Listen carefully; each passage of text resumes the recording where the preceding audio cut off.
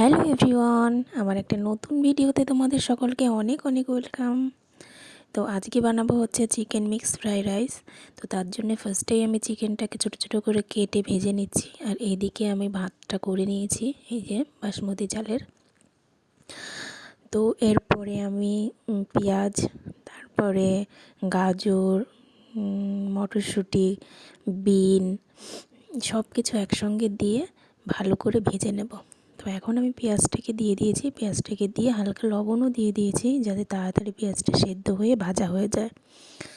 আর এখন দেখো এর ভিতরে আমি বিন, গাজর, ফুলকপি দিয়ে দিয়েছি। অ্যাকচুয়ালি তুমি যত কালারফুল সবজি দেবে দেখতে ততটা সুন্দর হবে, আর খেতেও ততটা সুন্দর হবে। তো এইখানে আমি সব কিছু দিয়েছি, দিয়ে এখন আমি এগুলোকে ভালো করে ভেজে নিচ্ছি। আর এর মধ্যে আমি হালকা পরিমাণে লবণ হলুদ দিয়েছি, কারণ না হলে একদম সাদা সাদা লাগবে দেখতে।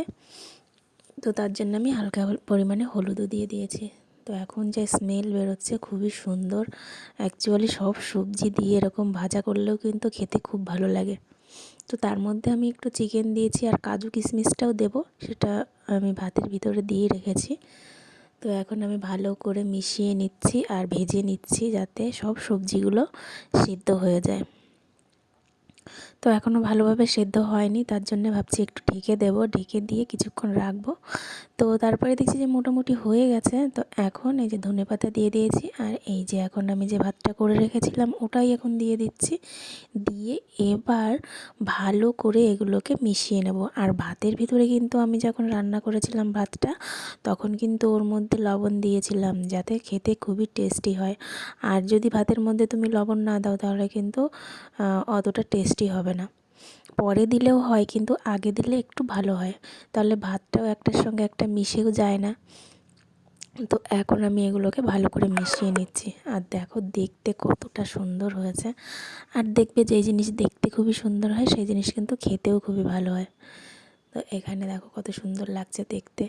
আর এটাকে এখন আমি ভেজে নেব। আমি কিন্তু কোনো রকম ঘি ইউজ করিনি, যদি কেউ ঘি ইউজ করতে চাও তো করতে পারো। আমার ভালো লাগছে না তাই আমি করিনি, তবে ঘি দিলে চিনি দিলে আরও বেশি ভালো লাগে। তো আমি চিনিও দিইনি এর ভিতরে। এর ভিতরে কিন্তু গন্ধরাজ লেবুর পাতা দিলে আরও সুন্দর একটা স্মেল আসে, আর খেতেও ভালো হয়।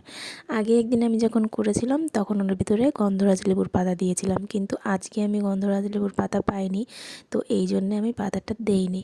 তো এখন এটাকে ভালো করে মিক্স করে নিচ্ছি। আর এই দেখো